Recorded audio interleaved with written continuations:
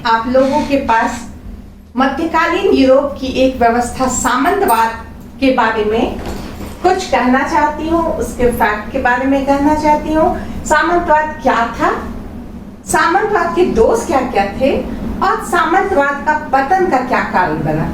मैं इसे बहुत ही संतुलित और संक्षिप्त वे में आप लोगों के सामने रखना चाहती हूँ।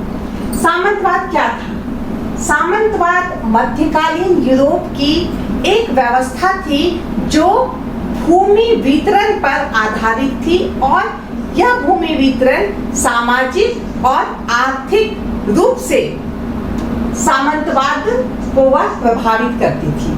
कहने का अर्थ यह है कि सामंतवाद जो है एक भूमि पर आधारित व्यवस्था थी जिसमें राजा द्वारा भूमि सामंत को दी गई थी, सामंत के द्वारा छोटे सामंत को दी गई थी, बड़े सामंत के द्वारा से छोटे सामंत को दी गई थी और इस तरह ये सिलसिला चलता गया था जिसमें सेवा और सुरक्षा दो ऐसे अंग थे जो इसके महत्वपूर्ण तत्व हैं। सेवा और सुरक्षा कहने का अर्थ है जब भूमिपति किसी को भूमि देता था तब वह उसे सुरक्षा का वचन देता था, जबकि जिसे वह भूमि दिया है उससे वह सेवा की अपेक्षा करता था। इस तरह हम देख रहे हैं कि यह भूमि पर आधारित व्यवस्था थी और इसमें सेवा और सुरक्षा निहित थी। इसमें इसके तीन प्रमुख अंग थे, कह सकते हैं हम। पहला जागीर, जो भूमि होती थी वो जागीर होती थी।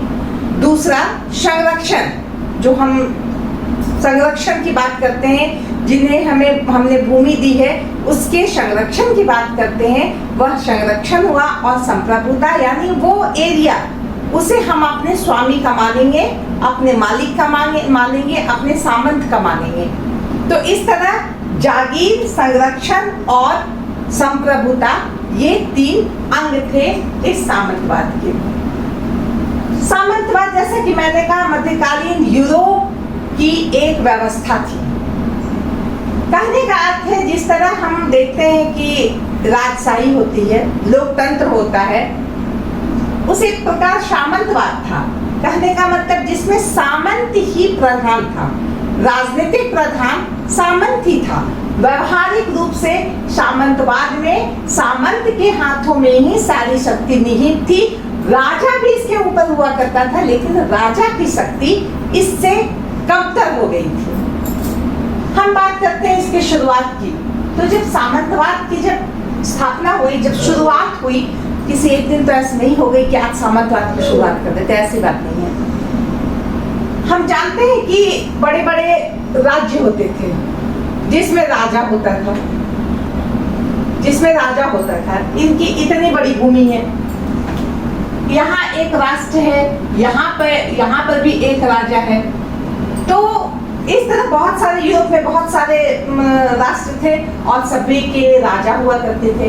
अब राजाओं को अपनी इतनी बड़ी भूमि की व्यवस्था करना, उसे हर तरह से सुरक्षित रखना, उसके जो भी संसाधन हैं उस पर नियंत्रण रखना अकेले राजा के बस की बात नहीं थी। इसलिए राजा द्वारा यह सोचा गया कि क्यों ना हम जमीन को, अपने इस भूमि को अधिक भागों में बांट देते हैं और अपने विश्वसनीय को, बहुत अपने को, अपने माथत को जो प्रिय है उसे हम दे दें, ताकि भाई हम उसको देंगे तो वो हमारे प्रति वफादार भी रहेगा और हमारे जमीन की रक्षा होगी, सुरक्षा होगी, हम राजा के राजा बने रहेंगे और हमारे पूरे जमीन की रक्षा, सुरक्षा, उसमें से कर लेना, सारा कुछ हमारा हो जाएगा, हम निश्चिंत रहेंगे। ये सोच थी, अच्छी सोच थी, क्योंकि एक आदमी के द्वारा पूरे राष्ट्र को नियंत्रित करना बहुत मुश्किल बात है। राजा ने अच्छा किया कि सामंतों को ये अधिकार दिया, अपने पुत्र को, अपने भतीजों को, अपने मित्र को, जो भी अपने लोग थे, अपने जो वीर सैनिक हैं, उनको इस तरह से उन्होंने अपनी जमीन को बांट दिया। अब उस जमीन को बांटने के बाद ये बड़े बड़े भागों में बांटा। राजा ने जब जमीन बांटा तो बड़े बड़े भागों में बांटा, किसी को इतना दिया, किसी को इतना दिया, किसी को इतना दिया। इस तरह मान लो कि एक राष्ट्र में किसी राजा ने 6 सामंत को अपनी भूमि दान कर दी और बदले में कहा कि भाई मैंने तुम्हें जमीन दी है, बदले में तुम मुझे सेवा दोगे और मैं तुम्हें सुरक्षा दूंगा, तुम्हें अपना सैनिक रखना है, अगर हमें आवश्यकता हो तो तुम सेना लेकर के हमारे पास हाजिर हो जाना। ये सामंतवादी व्यवस्था का आधार था, सेवा और सुरक्षा। अब अच्छी बात है, बहुत अच्छा हो गया, अब सब कुछ बहुत सुचारू रूप से चल सकता था, राजा का काम बहुत हल्का हो गया। लेकिन अब क्या हुआ, ये जो बड़े सामंत थे, ये बड़े सामंत जो थे जिन्हें राजा से सीधी जमीन मिली हुई थी, उन्होंने क्या किया कि अपनी जमीन को और भी 2-3 टुकड़े में बांट दिया और उसे अपने विश्वसनीय लोगों को दे दिया। समझ गए? अपने विश्वसनीय लोगों को दे दिया जमीन छोटे छोटे करके और कहा कि भाई ये जमीन तुम रखो और तुम हमें टैक्स देना, हमारी जमीन की सुरक्षा करना, वहाँ कृषि, सिंचाई, टैक्स वसूलने, सारा काम, सारी जिम्मेवारी तुम्हारी है, बस हमको टैक्स दे देना तुम। ये अब बड़े सामंत की बात, ये छोटे सामंत आए। छोटे सामंतों ने भी, वो भी कम नहीं थे, उन्होंने भी अपनी जमीन को 2-3 भागों में बांट दिया और वह उन्हें कहा कि भाई मैं तुम्हें सुरक्षा दूंगा, तुम मुझे सेवा दो, तुम इन जमीनों की देखभाल करो, वहाँ पे तुम कृषि, सिंचाई, खान, उद्योग धंधे, व्यापार, वो सब जो भी देखना देखो, भाई हमको इतना टैक्स देना बदले में। तो इस तरह से एक सीढ़ी बनती गई जिसमें सबसे ऊपर राजा था, राजा के ऊपर, राजा के बाद मान लो 3-4 जो भी है बड़े सामंत थे, बड़े सामंत, उसके बाद इनके नीचे भी 3-4 जिसकी जैसी जमीन थी, उस तरह से इन्होंने भी जमीन को बांट दिया।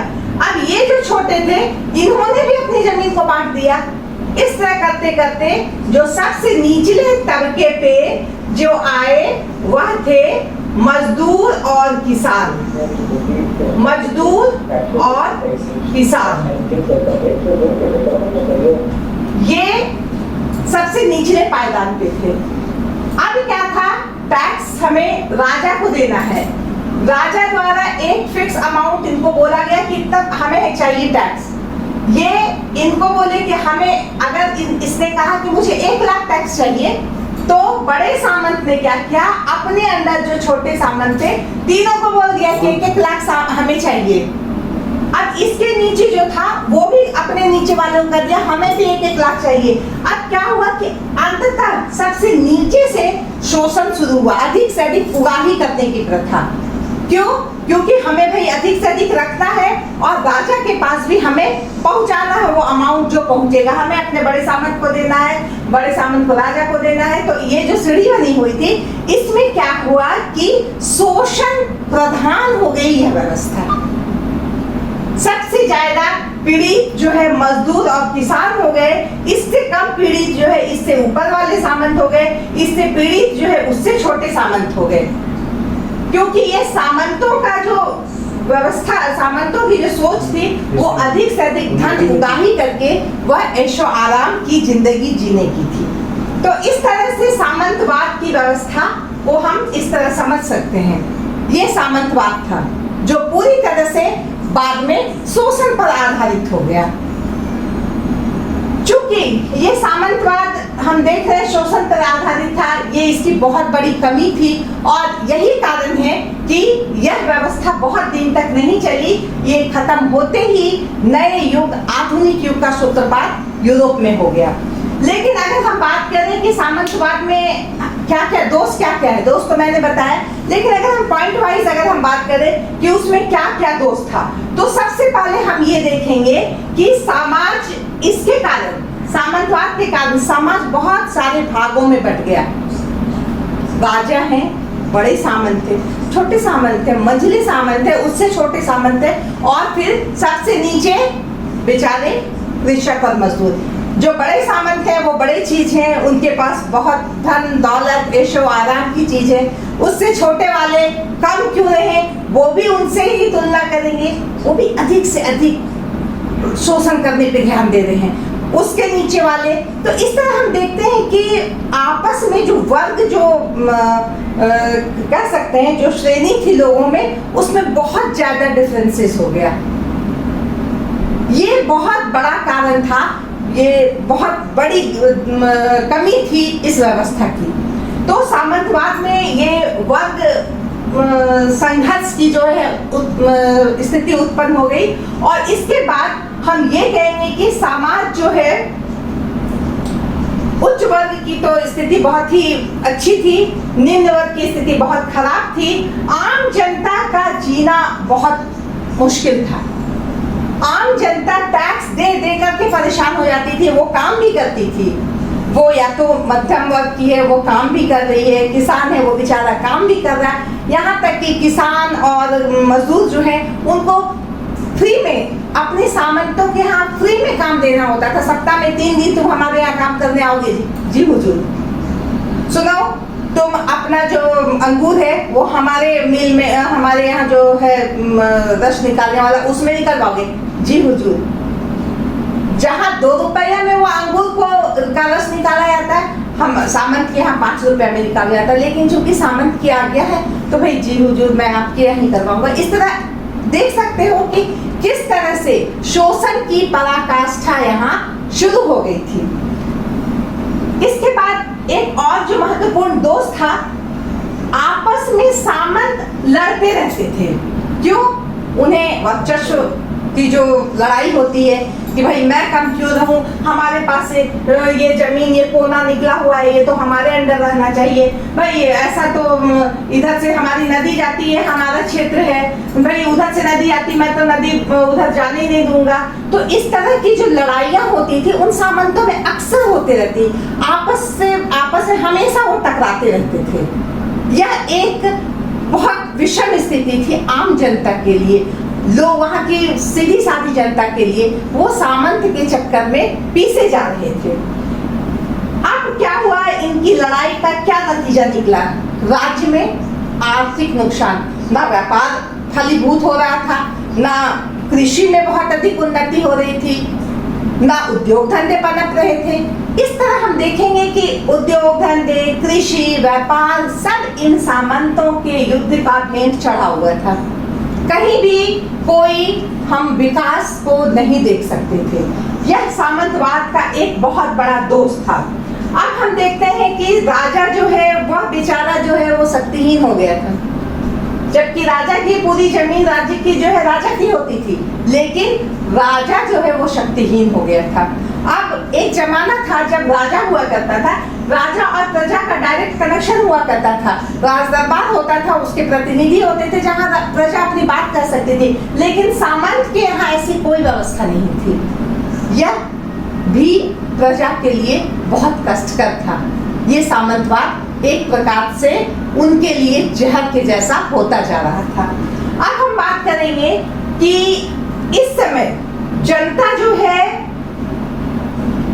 अपने अधिकार को लेकर के जागरूक थी, लेकिन वो कुछ कर नहीं सकती थी। किसके पास करती? अभी जैसा कि मैंने बताया, राजा होता तो प्रतिनिधि के द्वारा अपनी समस्या वहां कही जा सकती थी, रखी जा सकती थी, लेकिन इस व्यवस्था में कोई उपाय नहीं था। अब जो है हम बात करेंगे, इस तरह से सामंतवाद में बहुत सारे दोष थे, और यह दोष जो है सामंतवाद के लिए एक खतरे से कम नहीं था, और यह सामंतवाद को खत्म होना इसके ही अंदर छुपा हुआ था। लेकिन फिर भी सवाल उठता है कि सामंतवाद के पतन के क्या कारण थे? इसको बताना पड़ता, भाई पतन के, ये तो दोष आपने बहुत बता दिया, पतन के क्या कारण थे, क्यों सामंतवाद चला गया?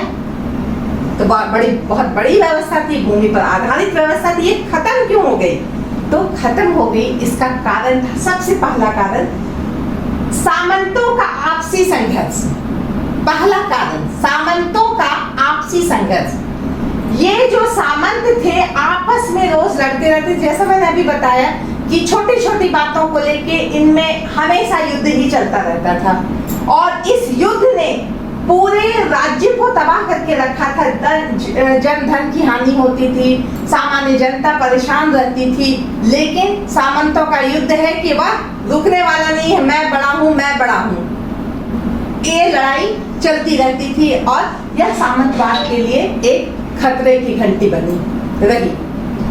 अब हम दूसरी बात करते हैं कि जिस समय ये सामंतवाद मध्यकालीन यूरोप की हम बात करते हैं, उस समय वहां धर्म युद्ध भी शुरू हो गया था। धर्म युद्ध आए दिन हुआ करते थे और इन धर्म युद्धों का प्रभाव यह था कि पूरब से पश्चिम के लोगों का आपस में संपर्क हुआ। यूरोप के देश के लोग एशिया के लोगों से मिले और एशिया के बहुत सारे ज्ञान विज्ञान और अन्य चीजों को उन्होंने देखा जो बहुत ही अच्छे थे उनके लिए, और उन्होंने उन चीजों को अपना लिया। उनमें एक नई जागरूकता आई और यह जो है सामंतवाद को उखाड़ फेंकने में बहुत कामयाब रहा। लोगों में तर्क शक्ति का उदय हुआ। लोग आपस में मिल करके विचार करने लगे, भाई हम कहाँ हैं, हमारा उद्धार कैसे हो सकता है, इस स्थिति में हम कब तक जिए। ये सारी बातें जो है यह सामंतवाद के पतन का बहुत बड़ा कारण बनी। जब हम सामंतवाद की बात करते हैं, जिस समय सामंतवाद यूरोप में था, उस समय वहां पे औद्योगिक क्रांति भी शुरू हो गई थी। औद्योगिक क्रांति ऐसा नहीं कि एक दिन में शुरू हो गई थी, वो औद्योगिक क्रांति शुरू हुई, धीरे धीरे धीरे धीरे आविष्कार होता गया और औद्योगिक क्रांति होने लगी। और औद्योगिक क्रांति होने का परिणाम क्या हुआ कि बड़े बड़े उद्योग धंधे की स्थापना होने लगी शहरों में, एक नई जगह पे, जहां पे लोगों को रोजगार मिलने लगा। और अब लोग क्या करते थे, अब सामंत के अंदर रह करके वो नहीं रह करके वह चले आते थे उद्योग धंधे में। वहां पे जहां फैक्ट्रियां बनी हुई है, जहां बड़े बड़े उद्योग धंधे लगे हुए, वहां जाकर के वह अपना काम करने लगे। यहाँ का शोषण व्यवस्था, यहाँ की शोषण व्यवस्था से वो मुक्त होकर के एक अलग दुनिया में चले गए जहां उन्हें सुकून मिला। इसके साथ ही हम देखते हैं व्यापारिक उन्नति भी हुई। जब उद्योग धंधे हुए तो स्वाभाविक है कि व्यापार भी होगा। भैया उद्योग धंधे में उत्पादन होगा तो उसको इधर से उधर बेचना खरीदना भी तो है ना। तो इस प्रक्रिया में भी लोगों ने एक दूसरे को जाना, एक दूसरी संस्कृति को जाना, एक दूसरे के विचार को जाना, और इन विचारों ने यह समझा कि हम जिस व्यवस्था में है, ये सामंतवाद, मध्यकालीन यूरोप का जो सामंतवाद है, यह हमारे लिए कतई श्रेष्ठकर नहीं है। नए नगरों का निर्माण हो गया, औद्योगिक क्रांति हो गई। औद्योगिक क्रांति हुई तो और एक क्या बात हुई, नए नए हथियारों का निर्माण होने लगा। पहले भाला धनुष से युद्ध होता था, अब बारूद का आविष्कार हो गया, और बारूद के आविष्कार होने से अब उन सामंतों के किलों पर आक्रमण करना और उन सामंतों को नेस्तनाबूद करना बहुत आसान हो गया। तो यह जो आविष्कार थे, इसने भी सामंतवाद को एक बहुत बड़ा तमाचा जड़ा। इसके अलावा हम कह सकते हैं कि जैसा कि हम बताए, सबसे नीचे मजदूर और किसान हुआ करते थे। सबसे अधिक शोषण मजदूरों और किसानों का हुआ करता था। लेकिन कोई कब तक अपना शोषण करवाए। एक समय तो आएगा कि वह उससे ऊब जाएगा, और एक समय आ गया कि मजदूर और किसान सामंतवादी व्यवस्था से तंग आ गए। वह अपना शोषण और नहीं होने देना चाहते थे, और यहाँ पे बात मानी जब न तक कृषक विद्रोह कर देते थे, मजदूरों का विद्रोह हो जाता था। तो इस तरह से मजदूर और किसान का विद्रोह भी सामंतवाद के लिए एक बहुत बड़ा आघात था, जिससे सामंतवाद हिल गया।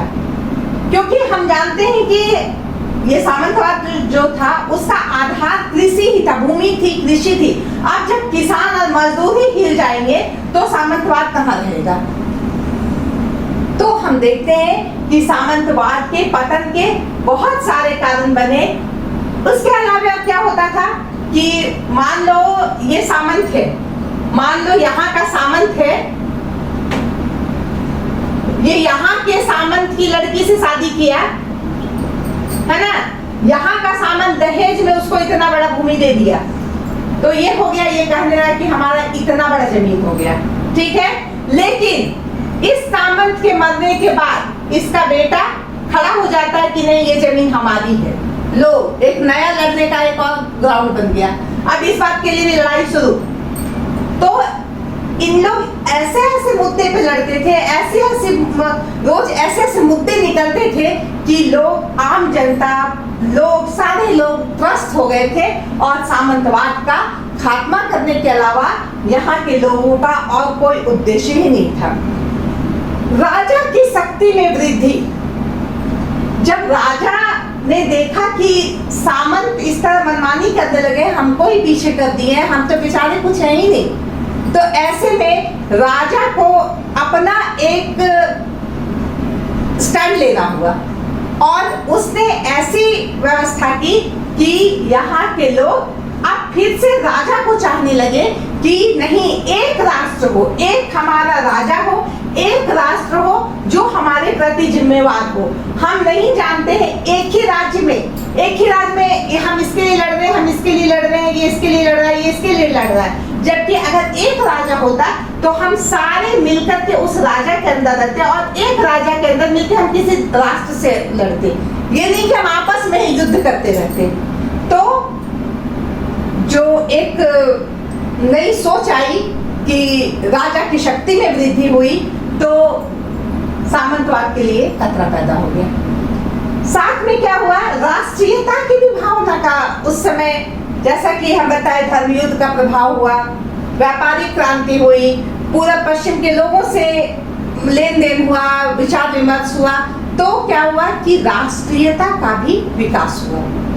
राष्ट्रीयता का विकास के लिए लोगों ने एक राष्ट्र को अपना समझा, ये नहीं कि एक राष्ट्र के अंदर 50 राज्य को हम अलग अलग देखें। उन्होंने एक राष्ट्र की कामना की, एक राष्ट्र की कल्पना की और इसके लिए वह अग्रसर हो गए। इसका परिणाम यह हुआ कि सामंतवाद के पतन में यह एक बहुत बड़ा कारण बना।